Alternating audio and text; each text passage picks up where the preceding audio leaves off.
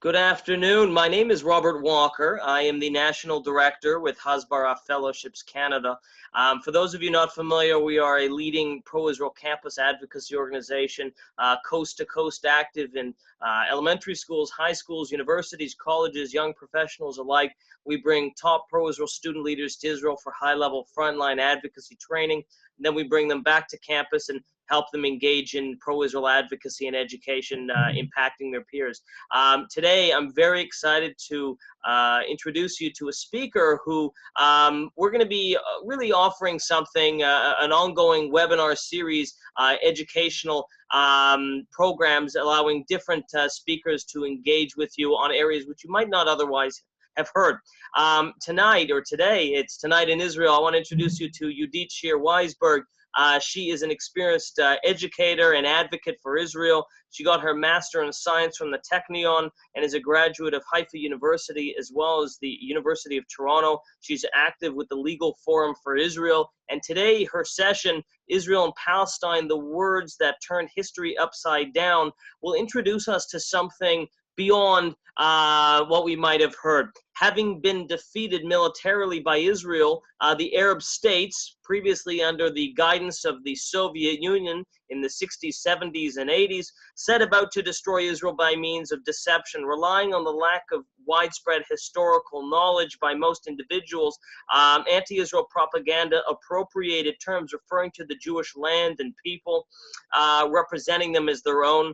And today, Yehudit is going to explain the origin and some of the true meanings of the words now currently being used to vilify Israel and the Jewish people. So, Yehudit, take it away.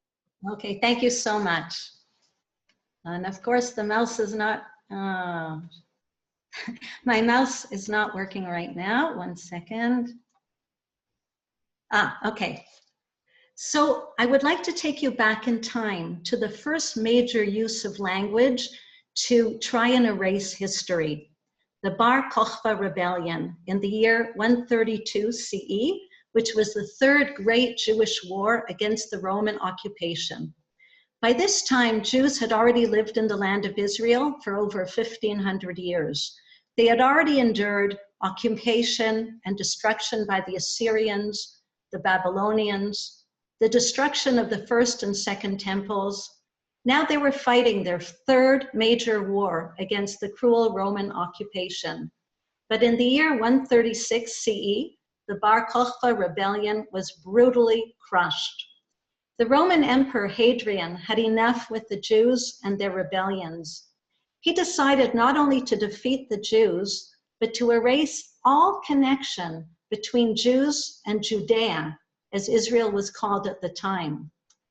Understanding the importance of words, he decided that the best way to erase the connection between Jews and Israel was to rename the land. Hadrian knew that the Jews once had a powerful enemy, the Plishtim, or Philistines in English. They were a seafaring people. The name Plishtim probably comes from the Hebrew word plisha, meaning invasion, and Polshim means invaders. These people, the Plishtim, had long ago assimilated into the neighboring tribes and were no longer in existence, but their name would do. In order to erase the connection between the Jewish people and her land, Hadrian attached Judea, which was what Israel was called at the time, to Syria, and renamed the area Syria Palestina, or Palestine. But in spite of the change of name of the land of Israel by the Romans, and in spite of the massacres and exiles of hundreds and thousands of Jews by the Roman Empire and the later occupiers of the land, Jews continued to live in the land of Israel. I was taught at Hebrew school that we were exiled for 2,000 years and then came back. That is not accurate. Jews always lived in the land of Israel. They had synagogues, they issued coins, they had many communities in the land. But the conquerors, the occupiers, made it very tough for Jews living in Israel. Due to persecution and the high taxes imposed on the Jews by the various occupiers, both Christians and Muslims, the Jewish farmers were forced to leave their land. And eventually they congregated mainly in the urban areas, especially in the cities of Jerusalem, Hebron, Tiberia, and Tzfat. Even Jews who were no longer living in the land of Israel never forgot the connection to the land. And Jews all over the world ended and still end 2 major holidays with the words, next year in Jerusalem, the Shana Haba'ah B'Yerushalayim. But for the Christian world, which the Roman Empire became, the geographical area, including the land of Israel, continued to be called Palestine. That is the reason the delegates at the First Zionist Congress at Basel, August 29, 1897, used the name Palestine as the location for the home for the Jewish people. This was the name used in the Balfour Declaration, November 2nd, 1917. His Majesty's government view with favor the establishment in Palestine of a national home for the Jewish people. And this was the name used at the San Remo Conference, convened in 1920 to make decisions about the ex-Ottoman territories in Asia at the end of World War I, just as the Paris Peace Conference was convened to discuss the borders and territories of lands in Europe at the end of World War I.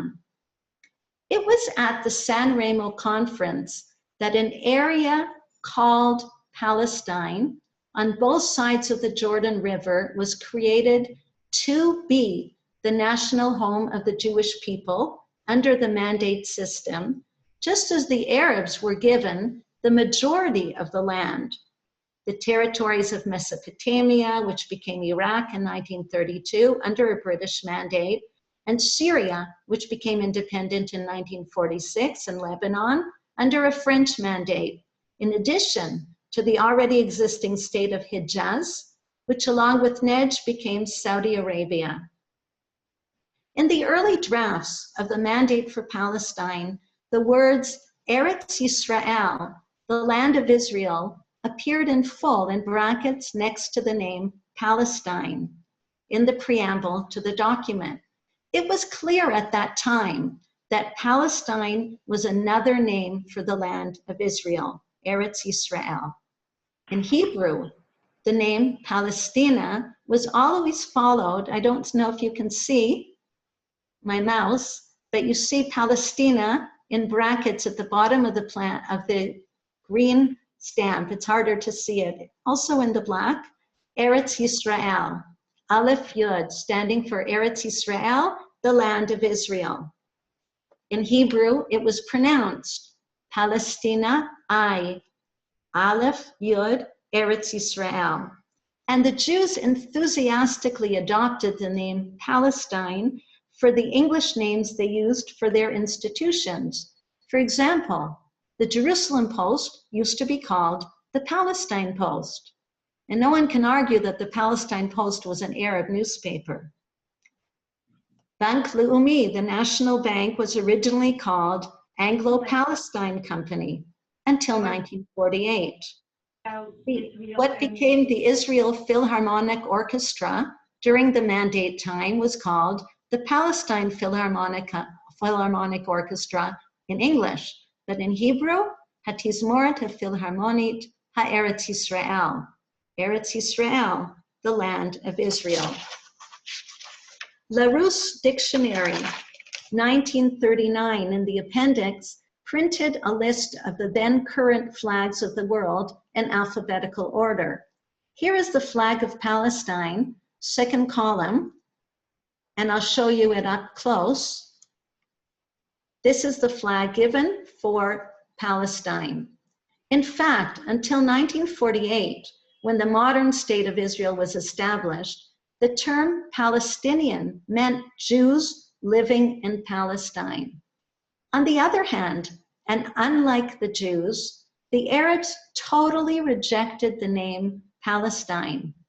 A local Arab leader, Abd al-Mahdi, testified before the Peel Commission in 1937 as follows: "There is no such land. Palestine is a term invented by the Zionists. There is no Palestine in the Bible. Our land was for hundreds of years a part of Syria." In 1956, Ahmed Shukri proclaimed from the podium of the UN as the Arab League's ambassador there, "Such a creature as Palestine does not exist at all. This land is nothing but the southern portion of Greater Syria."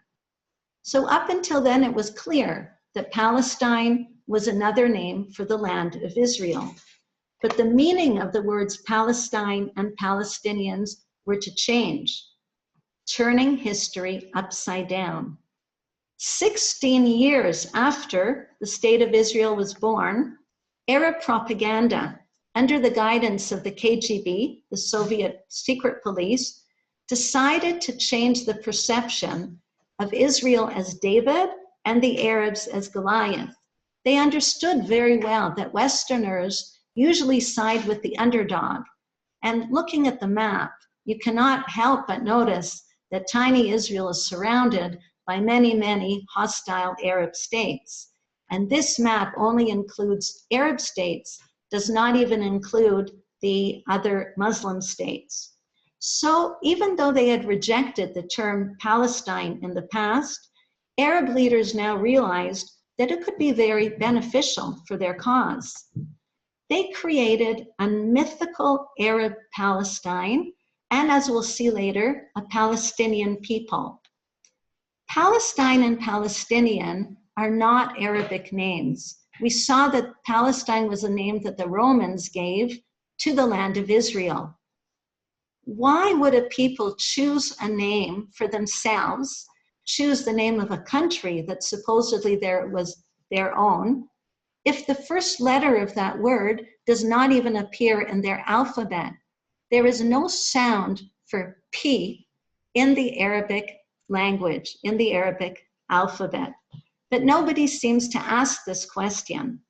And Arab propaganda relies on the fact that most people are unaware that the name Palestine was the name that the Roman occupiers gave to the land of Israel to make people forget that the land of Israel belongs to the Jews. And also, people don't want to know or forget what this so-called Arab country called Palestine looked like when supposedly it was flourishing and teeming with Arabs called Palestinians, and how the bad Jews came in and expelled them. For after the Jewish farmers were forced off their land by the high taxes imposed by the various occupiers, the land fell into disuse. Mark Twain wrote in The Innocents Abroad, 1867, after he toured the land, "There is not a solitary village throughout its whole extent, the valley of Jezreel and the Galilee, not for 30 miles in either direction. One may ride 10 miles hereabouts and not see 10 human beings." The Jewish pioneers, at first mainly from Russia and Yemen, began to work the neglected land. Here's a picture of kibbutz workers in the early 1900s. Report of the British Royal Commission, 1913. The area was underpopulated and remained economically stagnant until the arrival of the first Zionist pioneers in the 1880s who came to rebuild the land. Jewish development of the country also attracted large numbers of other immigrants, both Jewish and Arab. Here's a picture of the swamp draining in Israel in the 1920s.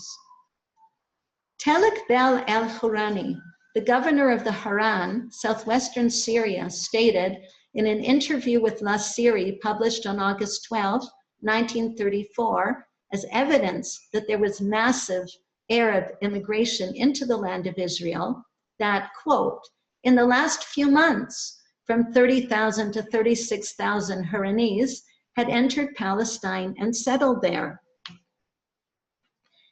So by taking on the name of Palestine and Palestinians, Arabs portray themselves now as the original inhabitants of this land, this independent country, Palestine, that never existed. And the fact that most of the Arabs who ended up in the land of Israel entered after more Jews began settling and creating work opportunities is forgotten or not wanted to be known. And what's very interesting is that this mysterious country called Palestine seems to change its boundaries depending on which land the Jews control. So for example, the area governed by the Mandate for Palestine, reserved for the Jewish people, once looked like this. But just before the Mandate was approved by the League of Nations, the British divided the land, giving 77% of the land that was supposed to be for the Jewish people to the Hashemite Bedouins, which became known as the Hashemite Kingdom of Transjordan. Some people call this the original two-state solution. Yet the Arabs do not refer to what became Transjordan as Palestine. Likewise, when the Palestine Liberation Organization, the PLO, was founded in 1964, and Judea and Samaria, renamed the West Bank, was annexed to Jordan, and Gaza was ruled by Egypt, the PLO did not consider this so-called West Bank or Gaza to be part of Palestine. We can look at Article 24 from the original Palestine National Charter. This organization, this is a direct quote from the charter, this organization does not exercise any regional sovereignty over the West Bank and the Hashemite Kingdom of Jordan, on the Gaza Strip, or the Hema area. In other words, Palestine was defined as the land within the Green Line, the 1949 armistice lines, what you see in the very light color, not beyond. Palestine at that time did not include the so-called West Bank or Gaza because it was not under Jewish control. The PLO, the Palestine Liberation Organization, would have rejected the slogan that you hear all over campuses, from the river to the sea, Palestine will be free, because at that time, the so-called West Bank and Gaza was not considered part of Palestine. However, once Judea and Samaria and Gaza were liberated by Israel, and in a few minutes I'll explain the use of my word liberated, Palestine's definition changed once again. You can see this map from the PA Ministry of Religious Affairs. All of a sudden, the land Palestine grew and includes what they call the West Bank and Gaza. And mysteriously, the PLO Charter of 1968 now omitted Article 24. All of Israel, including the so-called West Bank and Gaza, were now part of Palestine. And it was mainly after Israel regained control over this land that people called Palestinians were created. Yehudit Shier-Weisberg, a former PLO terrorist, stated, "Why is it that on June 4th, 1967, I was a Jordanian, and overnight I became a Palestinian? We did not particularly mind Jordanian rule. The teaching of the destruction of Israel was a definite part of the curriculum, but we considered ourselves Jordanian until the Jews returned to Jerusalem. Then all of a sudden, we were Palestinians. They removed the star from the Jordanian flag, and all at once we had a Palestinian flag." Yehudit Shier-Weisberg continued, "As I lived in Palestine, everyone I knew could trace their heritage back to the original country their great-grandparents came from. The fact is that today's Palestinians are immigrants from the surrounding nations. I grew up well knowing the history and origins of today's Palestinians, as being from Yemen, Saudi Arabia, Morocco, Christians from Greece, Muslim Shirkas from Russia, Muslims from Bosnia, and the Jordanians next door. Surprisingly, The fact that people who now call themselves Palestinians were newcomers from surrounding countries was confirmed by the Hamas Minister of Interior and of National Security, Fatih Hamad, who said on Egyptian Al Hekma TV on March 23, 2012, Allah be praised, we all have Arab roots, and every Palestinian in Gaza and throughout Palestine can prove his Arab roots, whether from Saudi Arabia, from Yemen, or anywhere. Brothers, half of the Palestinians are Egyptians, and the other half are Saudis. Who are the Palestinians? We have many families called Al-Masri, whose roots are Egyptian. They may be from Alexandria, from Cairo, from Damietta, from the north, from Aswan, from Upper Egypt. We are Egyptians, we are Arabs, we are Muslims. Zahir Hussein, executive member of the PLO, Palestine Liberation Organization, in an interview with the Dutch newspaper True, March 1977, said it very clearly. The Palestinian people does not exist.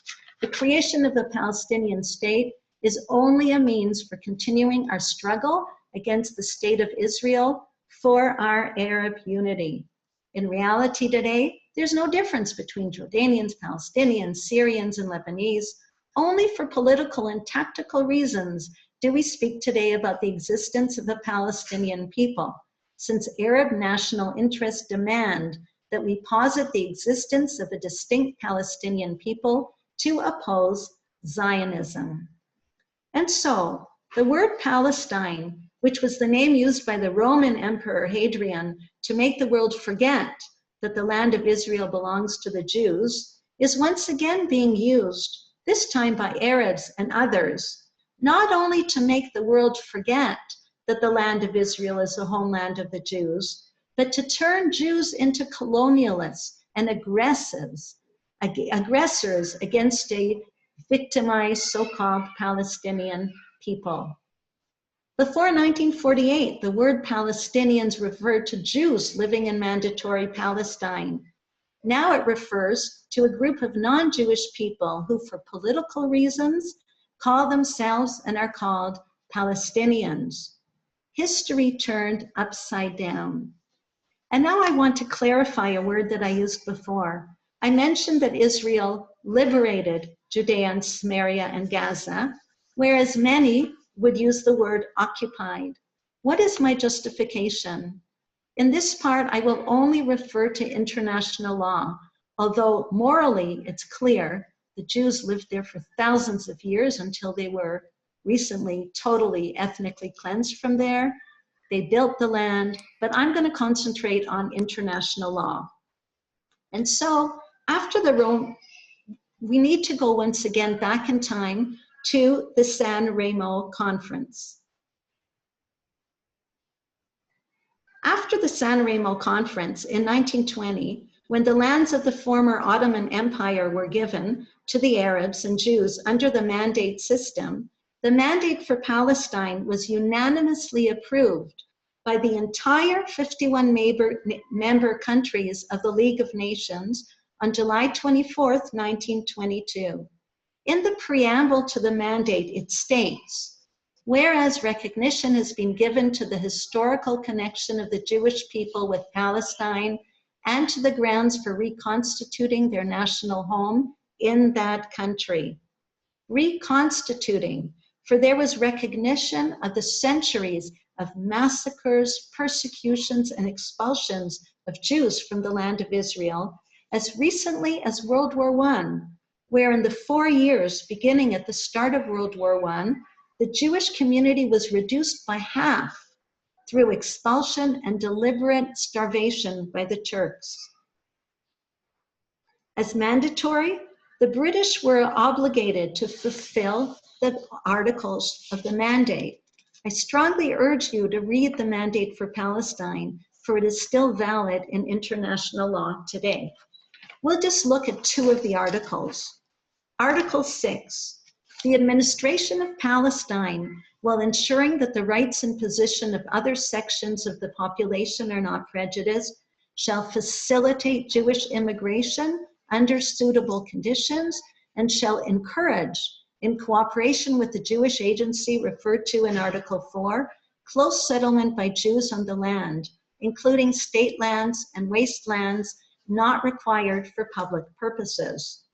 And Article 5 states, the mandatory shall be responsible for seeing that no Palestine territory shall be ceded or leased to or in any way placed under the control of the government of any foreign power. I already mentioned that the British in 1922 gave the Arabs a further 77% of the land that was supposed to be reserved for the Jewish homeland. Jewish settlement in these areas was now totally forbidden. In 1923, the British then gave, illegally, further land, the Golan Heights, to the French, which later became part of Syria. However, the creation of yet another Arab state in eastern Palestine did not change the status of Jews west of the Jordan River or their right to settle anywhere in western Palestine, the area between the Jordan River and the Mediterranean Sea. Unfortunately, the British did not keep any of their obligations under the mandate. For example, Article 6 of the mandate, which we just read, under this article, Britain was obligated to help and encourage Jewish immigration into the land. If the British had kept this obligation, Jews would have been able to escape from Hitler. Instead, the British had gunboats out and would not let the Jews in. However, their not keeping their obligations did not affect the legal authority of the mandate's provisions. And the rights given to the Jewish people under the mandate for Palestine are still valid according to international law today. On October 24th, 1945, the UN was established. The present UN Charter recognizes its obligation to uphold the commitments of the League of Nations. Article 80 of the United Nations Charter states that rights gained through a mandate will not expire as a result of the expiration of the mandate. Thus, Jews, according to international law, are allowed to settle anywhere in Judea and Samaria, which the Arabs and others call the West Bank. On the 5th of Iyar, May 14th, 1948, the modern state of Israel was born. 5 Arab armies attack in a genocidal war against the new state. People prefer not to remember what Azam Pasha, Secretary General of this Arab League, declared, "This will be a war of extermination and a momentous massacre." Israel, thank God, survived the war. Armistice agreements were signed between Israel and neighboring Egypt, Lebanon, Jordan, and Syria. The agreements ended the official hostilities of the 1948 Arab genocidal war against Israel. This armistice demarcation line is referred to as the Green Line solely because green ink was used to draw the line. A marker with green ink was used to draw the line on the map while the talks were going on. This line was never recognized as a border. It has no legal implications. Thus, there is no such thing as the 1967 border or the pre-1967 border. This was never an acknowledged border.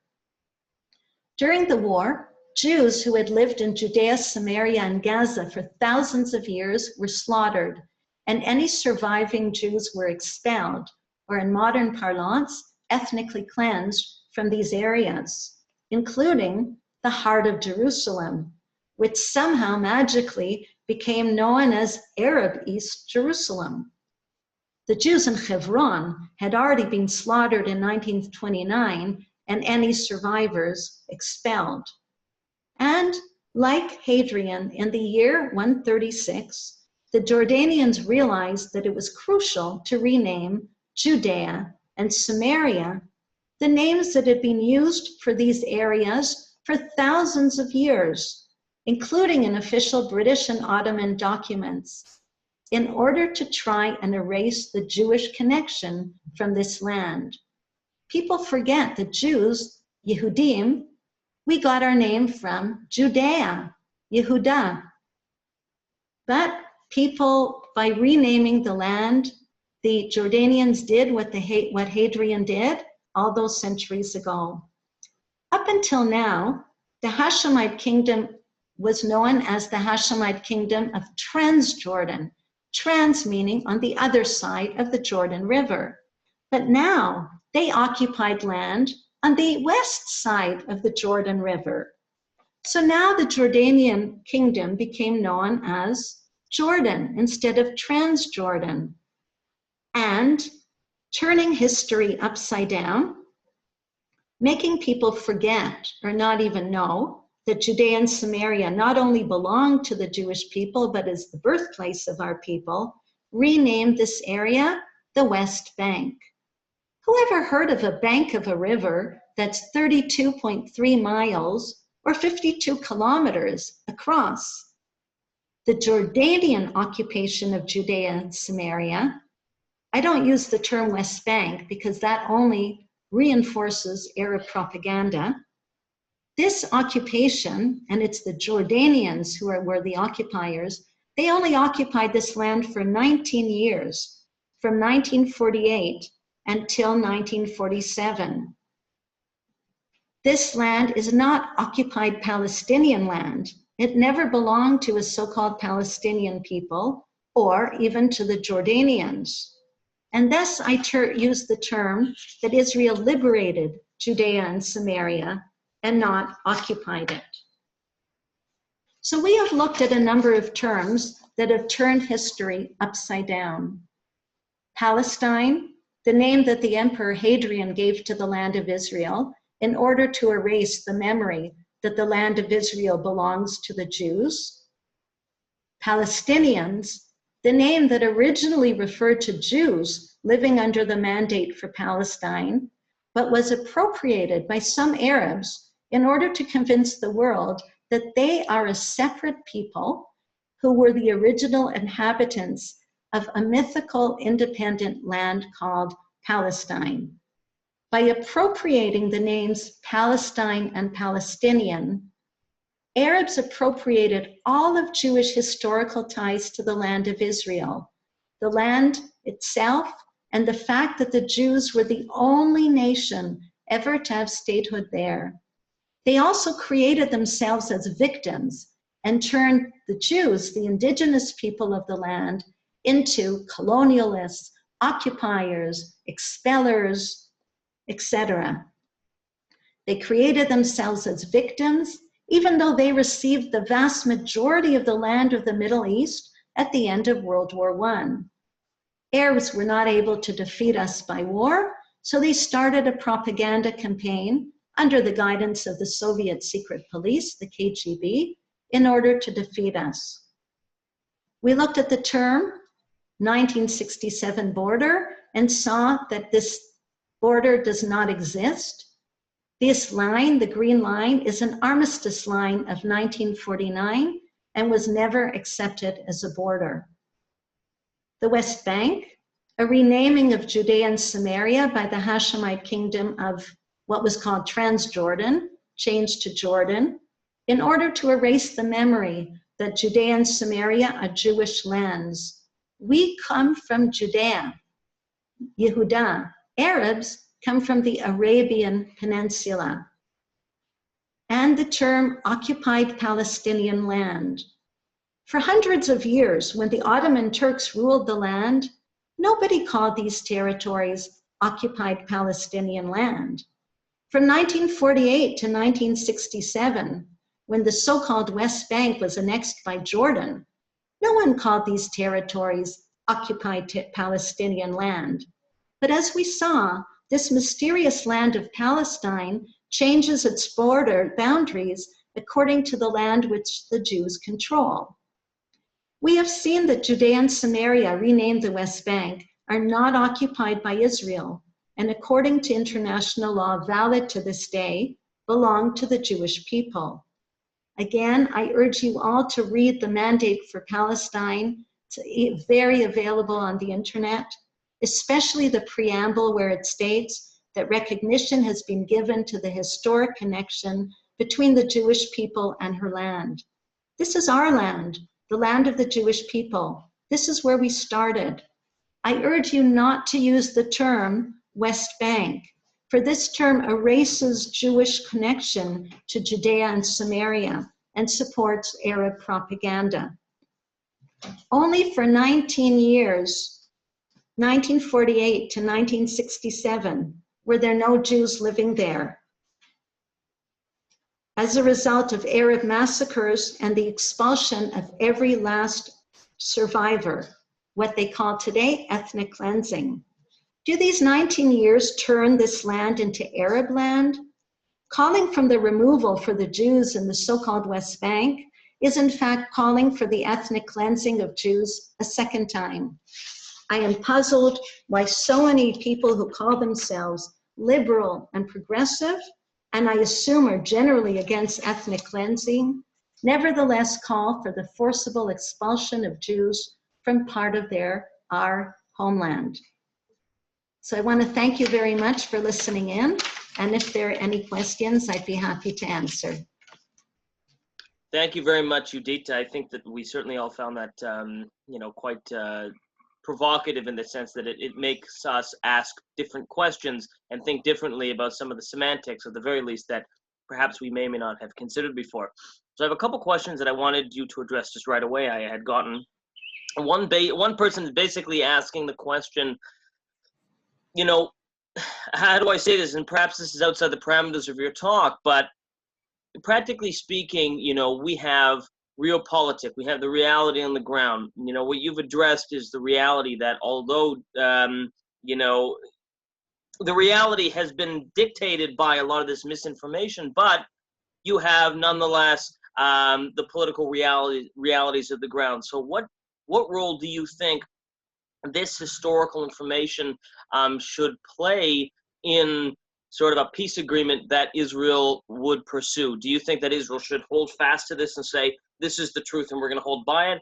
Or should Israel say, listen, this might be the history, this might be the truth, but, it doesn't matter so much anymore because there's not much we can do. In other words, how much of a role does it play in modern peacemaking on the part of Israel, do you think? Okay, thanks for the question. I've always used the analogy. If I have stolen something from you, I have to give it back. I cannot expect anything in return. So before any type of agreement, and again, I have my own ideas, but I'm not going to state them now, but before any type of agreement or negotiation can happen, it's important to acknowledge the truth. And the truth is that Israel has not stolen the land. If Israel should eventually decide, for whatever reason, to let Arabs have some sort of self-rule or an independent country or whatever, that's up to them. But first it has to be acknowledged that this land does not belong to a so-called Palestinian people or to Arabs, that this is Jewish land, also under international law valid today. And then that is the basic starting point. Because again, if Israel does not say that, well, if you've stolen something, you've got to give it back. Thank you. That actually relates to another question I had gotten here of someone asking about squatters' rights. I'm not a real estate lawyer, of course, but such a term does exist. In other words, whereby let's say that your fence goes over a foot over the property line. And here in Ontario, for example, is my understanding, if you've occupied it for more than 10 years, it becomes yours. And if the other guy says, hey, your fence has been on my property for more than 10 years, he takes you to a tribunal or to court, according to, as I said, in my understanding of Ontario real estate law, it's yours because of something called squatters' rights. So do you think, even though initially it wasn't mine, I'm squatting on, his land, that fence is occupying his land. So do you think that there is a place, perhaps related to the first one, where, someone has occupied it erroneously, but do you think that that should play a role, or do you think that we really should circle back to the basics, as we understand, how to move forward? Okay, so I'm not a real estate lawyer either, but what I would say is if you're talking about squatters' rights, what about Jewish rights of people who have lived in land since 1967, and all of a sudden there are all these appeals to the Supreme Court saying, wait a minute, hundreds of years ago or whatever, this land belonged to my grandfather, there's no proof, and they expel Jews. So first of all, I would say, if you're talking about these rights, then it has to go both ways. So, but again, I'm not a lawyer, and so I'm not able to answer that properly, but anything that goes on one way has to be acknowledged the other way as well. For sure, there's the adage, when you have one finger pointing, you've got three more pointing back at yourself. So I think that that's an important lesson and a reminder for the pro-Israel community to keep in mind. So, Yehudit, here's a question just of mine. What you've given us, and again, this has been recorded, and so we'll distribute it. So hopefully people can watch it at least once, and we'll distribute it from beyond there. What do you think should be the starting point for us? Most of us, perhaps myself excluded as a professional here, most people, they're lay leaders, in their respective communities. They're pro-Israel advocates on social media. They're passionate voices. I see a lot of the names here are people I know who are, definite advocates and voices for Israel. What can people do to share this information that you've given us? This is, when I first heard it, it was such a chidush, as you say, a novelty. I mean, how do people share this information? Okay, so first of all, I think it's very important that we know our history, because as I'm sure you know, and a lot of people here listening, some of the worst anti-Israel advocates and the leaders of some of these organizations are Jewish. So number one, it's very important for us Jews to know our history. And number two, I know it's people on campus, you can't just go up to someone and say, hey, there's no such thing as a Palestinian people, because you're not going to get anywhere. But I would suggest when you speak to some people, and not the total ideologues that you're never going to change their mind no matter what, I would just ask them some questions. Hey, you're talking free Palestine. Can you tell me a little bit about this country? When was it created? When did it lose its freedom? Who were its leaders? Just, I'm interested in learning about this. And you'll discover rapidly, and those people will discover rapidly, that they have no clue. And then, little by little, you can fill in the details. So that's just one suggestion I have. But again, I think it's so important. This stuff is not being taught in Jewish day schools. It is so crucial. We have people, Jews, high school students graduating from Jewish day schools, going to universities with no clue. They get sucked into the propaganda, and some of them become leaders of the anti-Israel campaigns. So my first concern is that we know our history, and when we are strong, like that really helps. You know that you had a session on Jews as the indigenous people. I think that was an excellent session. For those of you who haven't seen it, I really encourage you to see it. And I see that some Jewish groups are cooperating with Hindu groups, for example, who've had experience with Muslim occupation and persecution. Those are some of my suggestions, but to really understand what the mandate for Palestine is, the fact that the British did not keep its obligations does not mean that those obligations are not still valid under international law. Okay, excellent. I actually just got one more question and we'll end up there. So, and you've heard some of the, the propaganda from the Palestinian Authority. Someone asked, well, how do we know that there weren't Arabs there 5,000 years ago, before Israel became, or the Jewish people became really a state under David and Solomon? After all, Arafat and Mahmoud Abbas talk about the Palestinians being there for 10,000 years. They talk about the Palestiniosaurus. I mean, obviously that's, a bit tongue in cheek, but they talk about the Palestinians having been there for 10,000 years, 100,000 years. So how do we dispute what on the surface sounds pretty ridiculous, but how do we demonstrate that that's not true? I mean, as I said, the Palestinians, if you go onto the Palestinian tourism website, I think they talk about 100,000 years or 1,000,000 years. how do we know it's not true in our kishkas, in our innards, but how do we actually demonstrate that, no, the Arabs weren't there 5,000 years ago? Because even someone might say, well, I'll grant you the Jews have been there for 3,000 years. We've been there for 20,000. We were the Palestinian caveman. How do we demonstrate that that's inaccurate? I'll answer in 1 second. My computer battery is going low. I just have to plug it in. I didn't realize it was outside. Sorry. Oh, oops. Ari. Sorry. I hope I can do this before I lose the power. So if you look at the Palestinian propaganda, they've said so many different things. They said they come from the Philistines. They say they come from the Canaanites. So, but these people did not speak Arabic. So at what point did they become Arabs? So is there any archaeological evidence about this? We have tons of archaeological evidence. And just a second, I've got to plug this in. 1 minute. The suspense. The suspense that I not lose power. 1 second.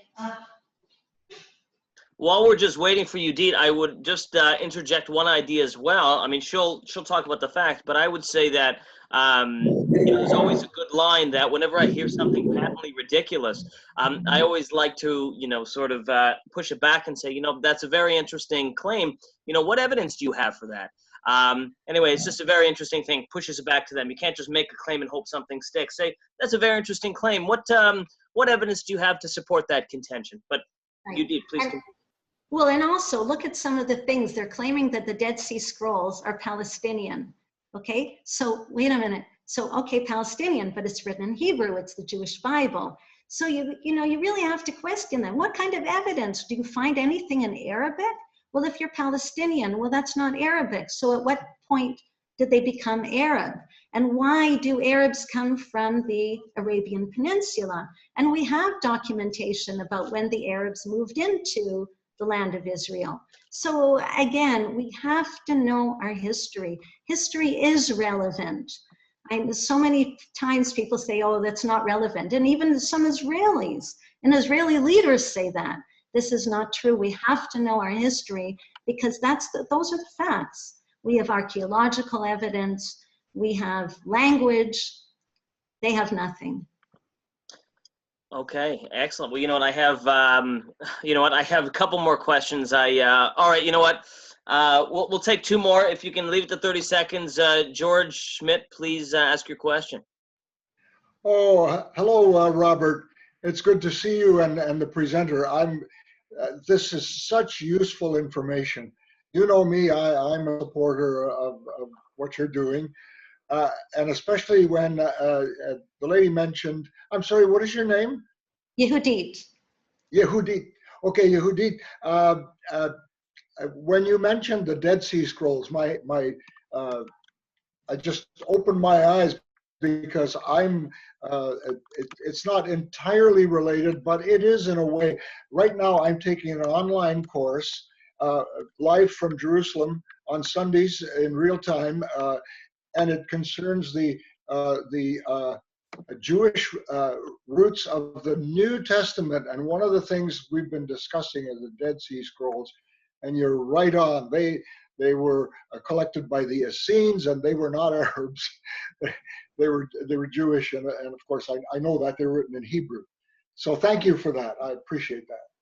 Okay, thanks. Thank you for coming to listen. Now we have one more question as well, which I think we sort of touched on a little bit, but in terms of how do we get the world to understand the legal rights? I mean, you touch on a number of things, both semantic and legal. And again, with the recognition you're not a lawyer, do you think that the Israeli government is taking on the legal argument more? Some of the people I know who work in this area are saying that yes, Israel is, Justice Minister Shaked is taking on this legal argument more. As someone who lives in Jerusalem, do you see that happening?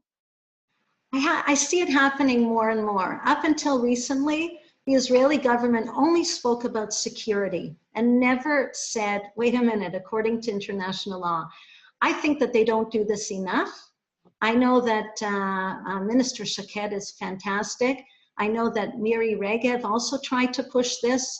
Unfortunately, even in the Israeli Foreign Affairs Ministry, they have so many leftists there that are not pushing this historical accuracy. So I think Israel needs to do a lot more. They have to combat, just like in the United States and Canada, the media is ruled by the left. This happens in Israel as well. That's why I'm a big supporter of the Legal Forum for Israel, because they try and do things to balance things as well. But it's happening more, and it needs to happen even more than it is now. Okay, well, that's it's encouraging to know it's on the right path. Well, thank you very much, Yehudit. Thank you, everyone. Again, you can we will be posting this video on YouTube, so you look up Hasbara Fellowships, Hasbara Fellowships, and you should find it on YouTube. Subscribe and you'll see it uploaded there. Feel free to visit us at hasbarafellowships.org, and you certainly can contact me as well, Robert Walker, R.Walker at hasbarafellowships.org. Thank you so much. Have a wonderful day. Thank you, all of you.